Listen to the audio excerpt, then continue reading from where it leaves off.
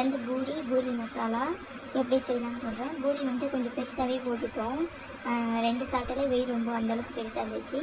நல்லா உப்பி வந்துச்சு, சூப்பராக இருந்துச்சு.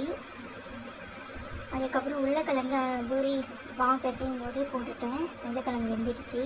அதுக்கப்புறம் அடுப்பில் வானல் வச்சு எண்ணெய், கடுகு, கடலைப்பருப்பு போட்டேன். எப்பவுமே போட மாட்டேன், ட்ரை போட்டேன்.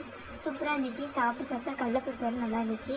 வெங்காயம் தக்காளி வதக்கிட்டு மிளகாத்தூள், மஞ்சள்தூள், உப்பு போட்டு தண்ணி ஊற்றி கொதிக்க விட்டுட்டு அப்புறம் நம்ம உருளைக்கிழங்கு அவிச்சதை தோல் உரிச்சிட்டு அதில் போட்டுட்டு கோதுமை மாவு இல்லை மைதா மாவு இதையாவது கரைச்சி அதில் லைட்டாக ஒரு 2 ஸ்பூன் கரைச்சி அதில் ஊற்றிட்டா கொஞ்சம் கட்டி ஆகிடும்.